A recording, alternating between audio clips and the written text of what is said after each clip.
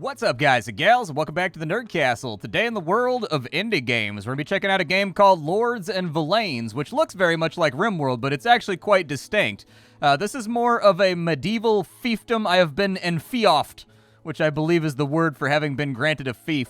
I've been enfeoffed, and what that means is I am the lord of this land, and this game is all about parceling out land to various families that want to move to the hinterland of the wilderness and find their fortune and do their thing. And so anyways, you got to make sure that the markets are flowing properly and that everybody's getting the goods that they need in order to survive. You got to make sure that everything's going well, otherwise it all just kind of falls apart. And so we're going to be checking it out here today for about 30 minutes. This is about 6 hours into a playthrough. There's a lot to get through, but basically every single one of these households is a household that I built and assigned a family to. They pay me taxes for using that land. They're basically serfs. You can designate people as freemen, and you can designate people as different social classes if it supports the economy in an effective way. And then basically it's all hands off. They kind of do their own thing. What they will do is they come down to the market and everybody trades what they have for what they need, and everybody's got money. You can actually click on their little chests to see how rich their families are and like what they have available for buying and purchasing and all that kind of stuff. And then on top of that, there's kind of like civics, like people have to like hang out and talk to each other and be social and things of that nature. And I've got everything from farmers to like a miller over here. I've got blacksmiths up top. I've got, everything from architects to carpenters. I've got miners over here that are tearing away at the mountain to find iron so that I can support the king's war effort. And that is ultimately going to be the way that the game unfolds. Basically, every single year, the king is going to have a list of requests. You have to deliver those. Those are considered your tithe. Those are the taxes you owe to the king, effectively as a payment for running this land. And the game is about learning not to be a greedy bastard. That's going to be a big chunk of the game, is just figuring out, how do I not steal from my own people? How do I get enough to feed my noble family while making sure everybody else stays fed and everybody else stays profitable so that entire supply chains don't fall apart?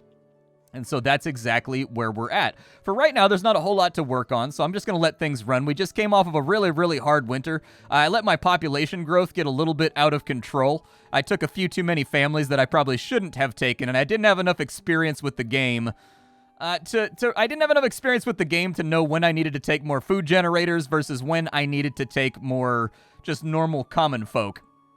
And so as it sits right now, we've got the situation largely underhand. I brought in a family of hunters that are foraging throughout the woods. I brought in a family of secondary farmers right here that now have this huge plot of land, and we seem to be stabilizing. Whether or not we will reach an equilibrium and a surplus, that remains to be seen. But the one thing you should be aware of is that my family is not going to starve because we're nobility, all right?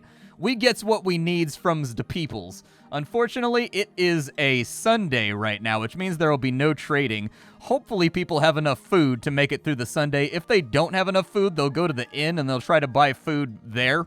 But there's no way to tell. Basically, you've just got to wait for a little moodle to pop up over here that tells you how many people missed breakfast, and then you can try to resolve the situation that way. My family's cranky because they're eating peasant meals right now. The nobility, they very much enjoy eating lavish, expensive meals, and I just don't have the economy right now to support that. However, it does look like we've got a harvest coming in on this side, which means the farmers should be going to market, and they should be turning over some of their carrots and whatnot to be sold tomorrow on the market. I'm a little bit worried people aren't going to have enough food to make it until the market day is over. I kind of wish that the Sunday thing, where you can't sell anything on a Sunday, was not a thing. It can cause complications. But yeah, things are going pretty well right now. One thing I do need to focus on, though, is that I think I have a number of places that are... Actually, everything's roofed. Okay, everybody's got roofs. The basic way that the game functions when it comes to dealing with your population is that there are people in your village. They have needs. They want to eat. They want to sell their goods. They want to, chop down trees, and they want a blacksmith and make swords and knives and things of that angle. And people trade for what they want. But they also have personal needs. So they have the need to be happy. So you've got to have areas where they can meet up and talk, like the tavern. They also want to live in a beautiful area, and they get mood boosts for that. So their house, the better the materials their house is made out of, the happier they are. And so anyways, there's lots of little things that go on into this game, and honestly, it kind of surprised me with how much depth and how many things there are to do inside the game. I was actually kind of impressed by it. They need stone blocks. Do I have stone blocks? Because I'll give them stone blocks if they need stone blocks. I don't know if my tithe actually gave me that many stone blocks. I have tiles. I don't have blocks. Let's see if maybe I can fiddle with the priorities over here. So they've got limestone blocks. They've got 7 stone blocks over there. Let me mess with their priorities. So I'm going to go to the zoning here. And I want you guys to produce... No, don't make tiles. We don't even need tiles right now. Go ahead and make blocks, stone blocks, so that we can get the bakery going. Since we're having, like, food problems, I feel like getting the baker going, because the baker right now, we have loads of flour laying around. Like, we have lots and lots of flour. And so I would like for the baker to actually spin up, because for every 1 flour, we get 8 bread. And during a time where we're having a hard time feeding everybody, that's gonna be tough. I'm hoping this guy does not starve to death. They missed a meal because it was not a market day, and nobody could buy food from the farmers on a market day due to religious constraints. So we're gonna have to wait and watch and see if this guy dies over here. I think they can go like a couple days without food, but it's usually pretty fast and pretty severe when they need to be fed. My fishermen are running the inn. The fishermen are actually freemen. They only pay me taxes on the place where they live. I gave them the inn because it seemed like they had a lot of downtime and they weren't really doing anything. And so anyways, with their downtime, they run the inn. And the inn they just get for free. They don't kick me back anything from the inn, really. Is that villager still starving? Well, that's unfortunate. Apparently the villager works in my bloomery making steel ingots, from what I can tell. It looks like they have taken the new priorities into account, and they are making blocks now, so that's really, really good. You have full control over the entire economy. Like, every single zone, you can click on it and be like, hey, do this thing. And they will do that thing, hopefully. Did you guys... Okay, they bought potatoes, and it looks like they're finally cooking meals. Good. That's what I like to see. My household, on the other hand... It looks like we're squared away on some foods. Like, it looks like we've got some parsnips, so hopefully my family cooks down here. Yeah, it looks like they are. It looks like they're working on making our food stocks a little bit better. They're not getting, like, crazy good yields on the meals that they're cooking, but they're, like, trying to do their best. They're working on it. This guy's chopping firewood for the cooking process, which is pretty cool. And then from there... I'm definitely going to need to see some more food get made, though. We've only got 3 meals for the morning. Yeah, I think my cooks kind of dropped the ball today. I don't think they're going to get it done before bedtime. They're trying. Yeah, they didn't get it finished off, though. So there's going to be some hunger issues. Like I said, my economy right now is bouncing back from a particularly tumultuous famine, due to the fact that I had kind of like open borders and was just like, everybody join my colony. I need people of every kind. But basically, that's how it works. People come to your inn, they visit. Based on how beautiful your inn is, they'll decide whether or not they want to stay. It's completely random what their trade skill is. So they might be a carpenter, they might be a miner, they might be a hunter. You never know what you're going to get. It happens about twice a season if you have a somewhat decent inn. If you can't get the people that you want, you can request families from the king, like so. And in requesting families from the king, it costs you favor. But every time you deliver a trade good that the king wants and you don't miss a delivery, the king is happy with you and you get favor. And so that's how you even it out, is every now and again you're going to have to use the request villagers in order to get something you need, because there's entire tiers of buildings that you're not even going to be able to build unless... you have like a carpenter or like an architect. And so there's a very, very real possibility that if you can't get an inn up and running very, very early on in the game, and get people coming on through, you can have some considerable downswings in terms of interactivity, I suppose, where you're just kind of sitting there waiting for the game to play itself so that stuff happens. For right now, we just need to wait and see if our farms bring in anything useful. These guys still have not built their cooking stations, which concerns me. It may be due to the fact that, let me just I'm going to give them a storefront over here. so that they can sell their blocks. It's possible that all the market slots are being used up. Yeah, that's exactly what's happening. They can't actually go to market to get the thing that they want because all the market slots are taken. Makes sense. Makes sense. We can buy things from all the villagers by clicking on their market stalls. We can also put buy and sell orders from our warehouse right here. I kind of take this one piece at a time. This menu right here is where you're going to spend a lot of time whenever there's an issue. Basically, you set up buy and sell orders for everything in the game, from carrots to breastplates. You can buy things, you can sell things as the Lord, and you set up limits in order to make sure that you're delivering your tithe, and at the same time, you've also got a food surplus. And also, you can supply things like clothing, shoes, things of that nature to the people of the colony. Do I have leather shoes? I have 29 leather shoes. Yeah, sell them bad boys. Get them things out of my stockpile. People need shoes, man. You don't want people walking around getting hookworm or anything. That's how they get you, dude. You get enfeoffed, and then you're running around like walking around the hinterland, and then a worm crawls in your foot, and then you explosively die and get all sleepy. That's a real thing, dude. That's a real terrifying thing. I'm going to take down my buy order on parsnips because I feel like we have enough of them.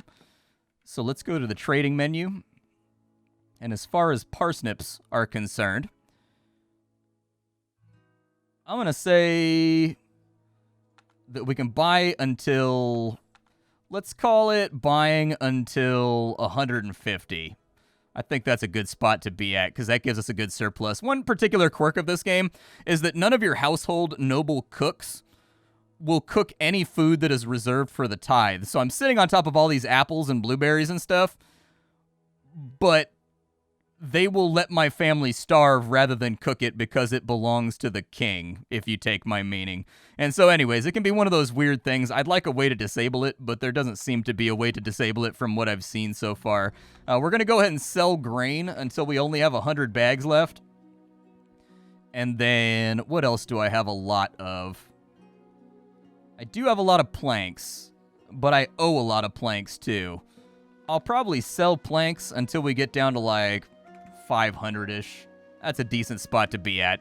And so like I said, a lot of this game is going to be you managing your economy and supplying people with things and trying to figure out what you need to sell versus what you need to buy in order to keep people like fed and clothed and happy so that they don't revolt and start marching through the streets with flaming banners shouting, "Do you hear the people sing?" Which is always a risk. Anytime you take on the mantle of the nobility, there's a pretty good chance that the people of the realm may betray you if you don't conduct yourself in a way that makes them happy. It does look like our food economy is bouncing back. Hey, and it's a fortuitous occasion. A new child has been born. That's definitely a cause for celebration. You love to see it. I could make the market a little bit bigger, I think. Like, I don't know what kind of room I'm looking at here, but I would like to have a few more storefronts. So let's maybe just add a few more stalls so that people can buy and trade things. The snapping and the way that building deployment works in this game, it works fantastically well. I have had zero problems with it. Everything from roofing and whatnot has gone really, really well. I've had access to this 1.0 branch of the game, like the final release version, for probably a week or so. And I tried to play it a week ago, and the roofing wasn't working properly. But they hotfixed, and now it's working perfectly fine. So good. Prior to release, I've always said that colony survival games and like builder games, they survive and thrive off of whether or not the game does roofing well. It's just one of those things.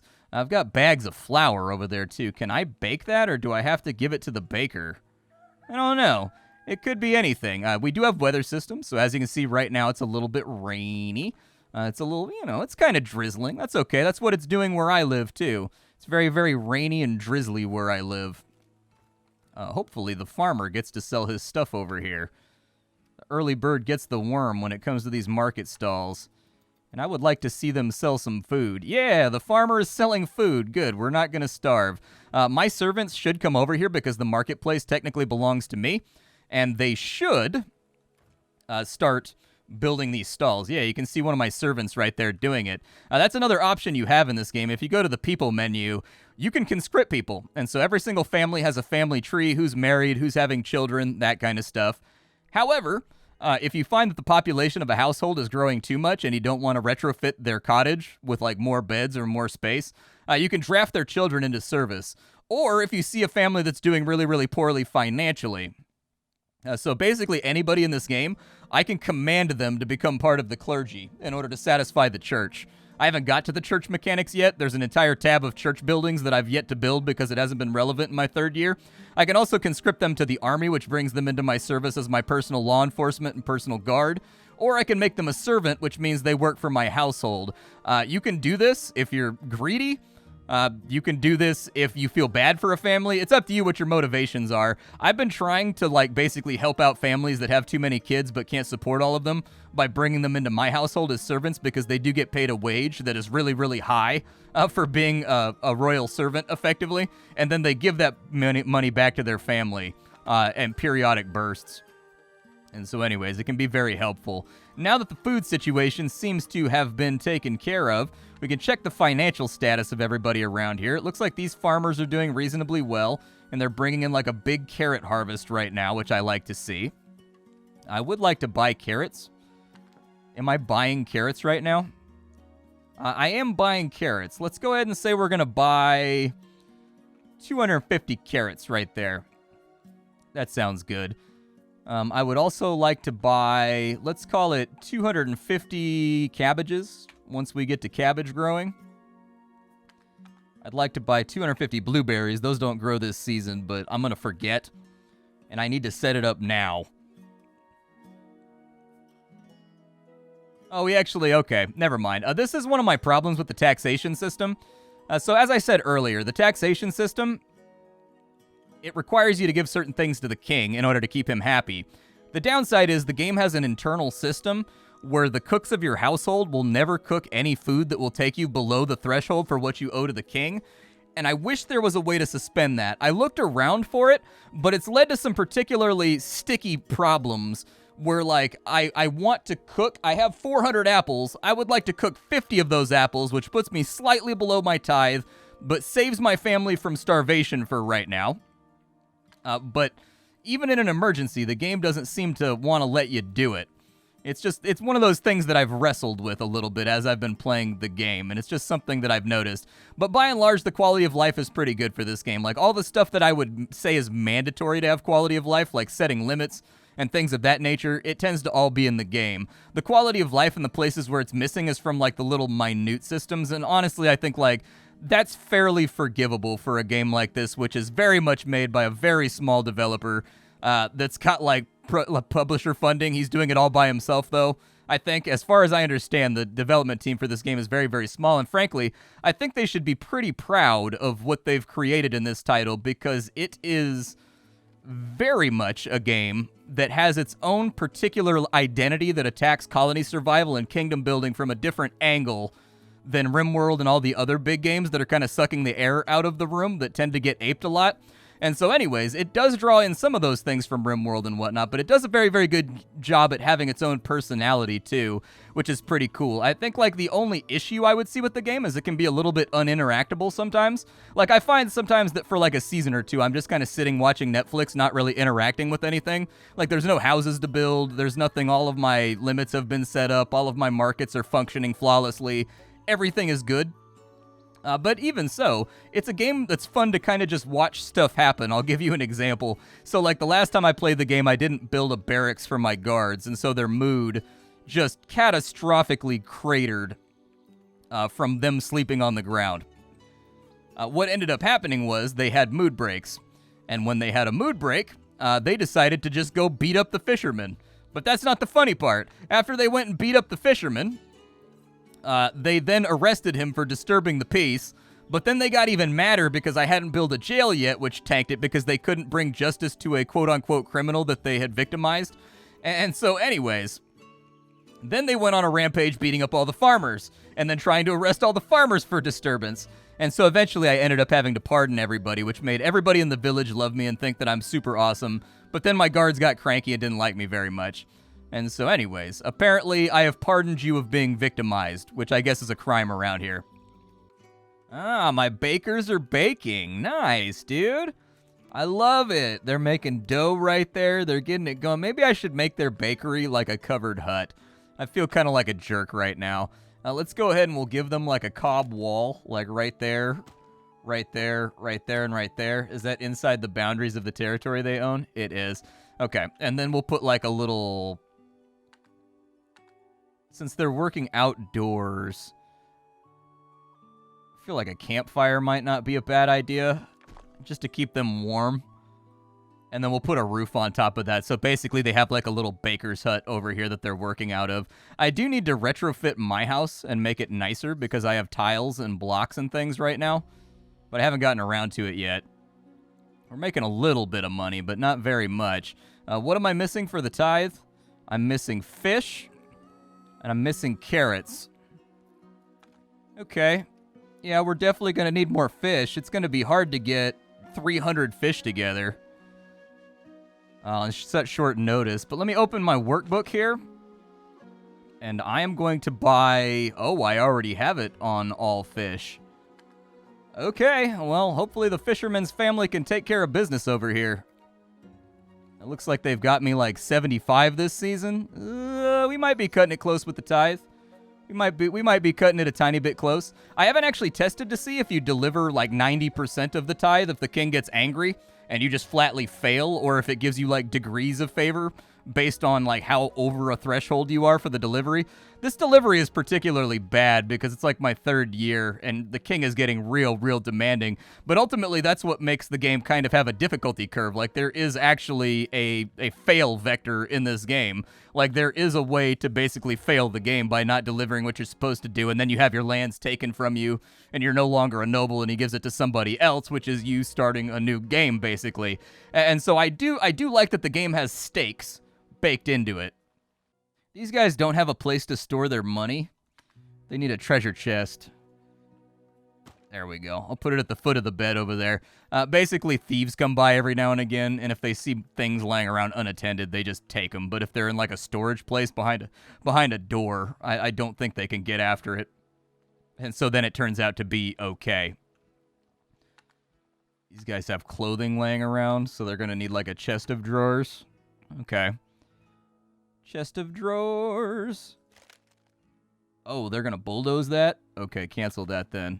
Can't hold on. We gotta cancel all blueprints. There we go. I wanted it to be flush, man. Sometimes the little sprites aren't flush, and it drives me crazy. It drives me crazy. I want it flush. So we'll go, I guess we'll put it right there. So if they have a place to store their clothing in case anybody gets into the house. What are they doing with that bread that they bake? So they've got like 8 breads. Oh, bread does not get stored in barrels? What does bread get stored in? Hold on. So we've got grain, hops. We've got a barrel. Oh, shelves. Shelves are where you store... Okay, I guess they don't have shelves. Shelves are where your bread goes. But the cool thing is they get little wagons when they're carrying stuff they bought at the market around with them. And they're actually, like, pretty animated. My only complaint about the sprites is if you zoom in on them very closely, they de-res a little bit and they get a little tiny bit fuzzy. I would have liked to have seen the sprites maintain their resolution all the way down to full zoom, but that's honestly, like, a really minor issue. Like, I wouldn't even worry about it. It's just one of those things that since they've got everything else in the right spot, I ended up noticing.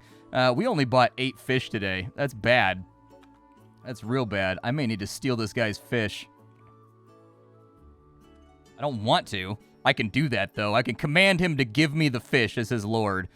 But I prefer to avoid that tactic because it makes everybody in town cranky with you.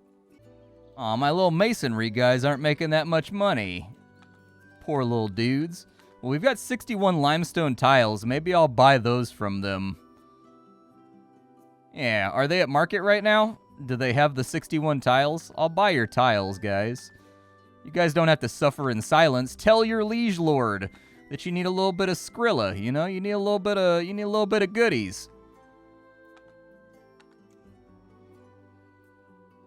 It doesn't look like anybody's actually selling the tiles, unfortunately. I would buy the tiles from these guys were they selling them, but they don't seem to be taking them to market. I guess I could set up a buy order. That's not too bad. Yeah, let's set up a buy order. We'll go ahead and for limestone tiles, we'll say that we want to buy these until we have 50. Because I'm going to retrofit, I'm going to make my house look a little bit nicer. My lord lives down here with all the fancy beds and everything, but I would like to not have wood floors. I would like this place to be kind of tiled and looking nice. Your guys do generate paths as they walk around. I placed some of these paths, but a lot of them I did not place. And so anyways, they wander around and, you know, they cut their own paths like these ones over here that I never designated. They do their own thing for the most part. Now let's see. Sorry about all the edits in this episode. I've got like a cough that just won't stop right now. I don't have the germ or anything. I think it's just like dust. I don't know. The air's like super dry right now because we hit that winter period, you know what I mean? Where you go outside and it's like super cold. It's like super dry and like your lips are cracking, man. I gotta get a humidifier or something. I do too much talking to have a scratchy voice all the time. It looks like they did sell me the blocks because they've got way more money right now. Yeah, they did. They sold me the tiles. I've got like 60-something of them. Let's see if maybe we can put them in. Let's see here. So we've got limestone blocks, limestone tiles. Those count as being beautiful. Is it just one? Yeah, it is actually. I don't think we'll be able to tile everything, but let's see where we're at after I tile all that. Because we're like single-handedly subsidizing the Stonecutter's family right now. Like we gotta keep him alive. Like who buys expensive masonry except for wealthy people, you know? Like it takes time to make little mosaic tiles. I've done tile work in between roofing and whatnot back when I was a construction guy. And like, tile's expensive. It's real expensive. These guys don't even have floors. They've got 1 gold left. They can afford a floor if they want that floor. In order to do their furnace, it looks like they need stone blocks, leather, and ropes. I have leather and rope, so I will probably just give that to them. But they also need a steel rod. What do they make in their smithing workshop over here? So for the smithing workshop, it looks like they make plates. Looks like they make rods. Okay, so he makes his own rods, basically. Gotcha. Do I have any basic materials I can just, like, gift to this guy? So I've got silver ore. But it looks like, as of yet, I haven't really brought in any steel ore. Or, yeah, steel ingots. I was just going to gift him the stuff he needs in order to get his workshop up and running. But it doesn't seem to be going successfully, so I guess never mind. These guys are still missing a few things in their house, too, that they could actively use. They need some shelves so that they can store their food. And I think they need a treasure chest, too, so that they can store their money. There we go. That'll get their house a little bit more organized. I haven't gone through and made sure that everybody has the thing that they need. Those guys only have 83 silver. They only have 63 silver. So apparently the clay mining and firing business is not going very well. How much does a steel ingot actively cost? Like, I don't want to spend too much money on it, but I can put in a buy order for steel ingots. Let's see. Oh, a family of rope makers wants to move in. I do need a rope maker. But after the rope maker supplies all the things they make, like, I only need like 5 ropes. I don't need, like, endless supplies of ropes. So I don't know if it's worth taking them right now. No, I'm not going to take them. I think what I will do is let's go ahead and we'll buy up to, like, a limit of 10 steel ingots. And then I'm going to grant to the blacksmith. I'm going to grant him...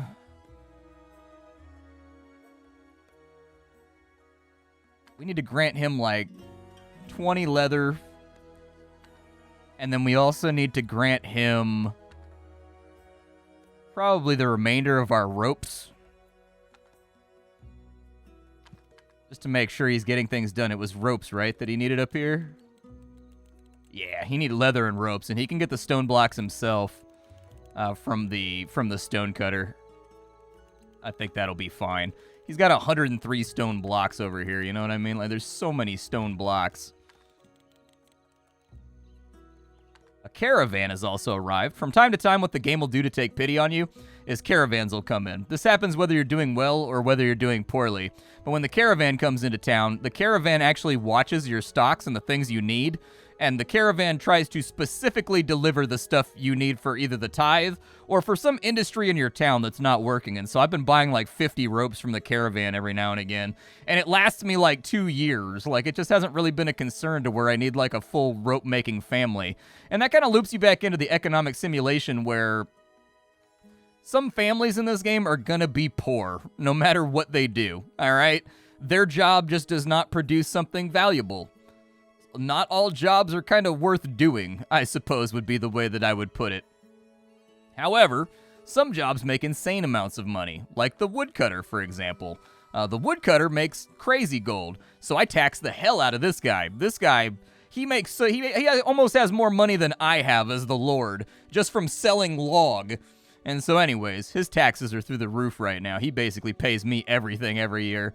Just because he makes so much money. Even with me taxing him like that, he makes absurd amounts of money. And so I've been using him as my own personal cash cow, since he's going to poach all my civilians. And he's going to so if he's going to be out here gouging my civilians, you know what I mean? I'm gonna take a little something back. We can click down here on the caravan. This is our caravan sales spot. And it looks like they are selling sheep. And it looks like they are selling capes. We probably need some more capes. So I'll probably buy all 8 of the capes, even though it's going to be kind of expensive. I'll probably buy all of their ropes.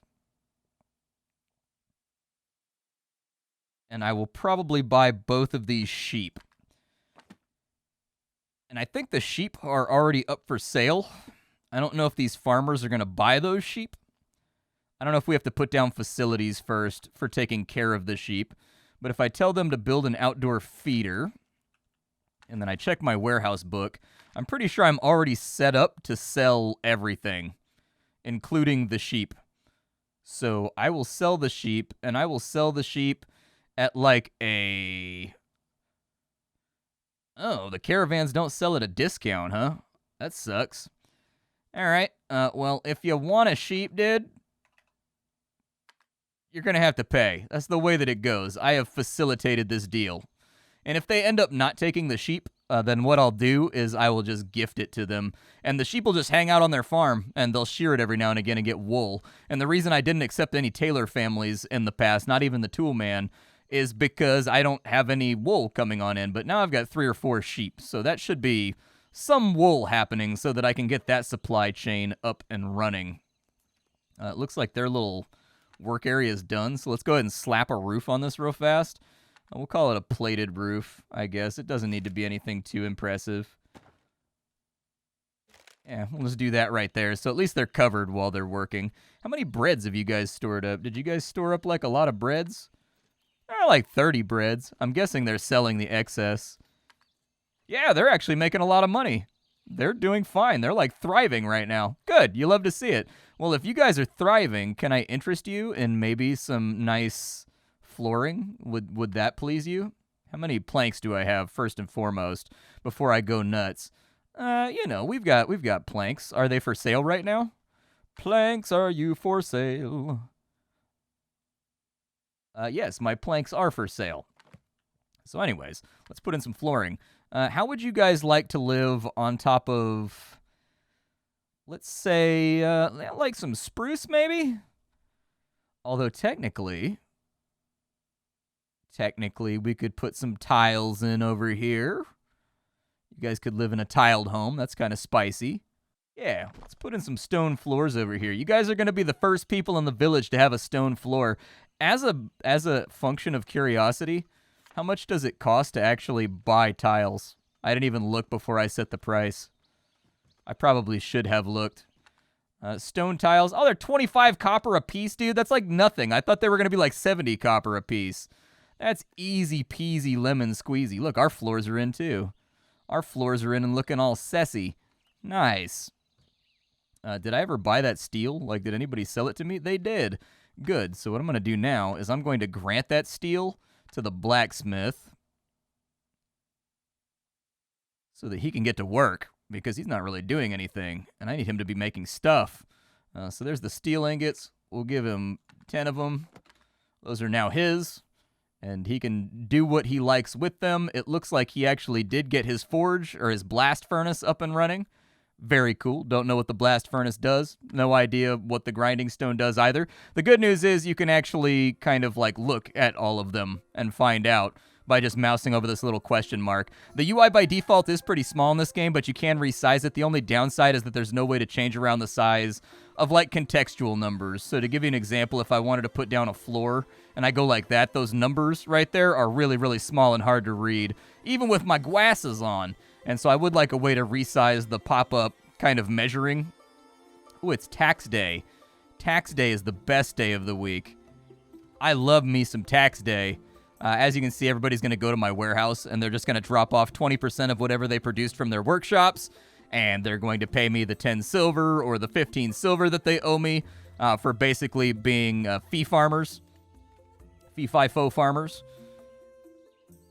And so that's how most of my income comes in all honesty, because I end up, when it comes to the trading system in this game, in order to expedite things, I tend to give stuff away, like, frequently. And so, like, in giving things away, I lose money. And so if I wasn't taking in the taxes, I'd be in deep old nasty doo-doo butter. And we are now officially in the throes of summer, which means I need to mess with the priorities to make sure we get enough melon and we get enough cabbage this season.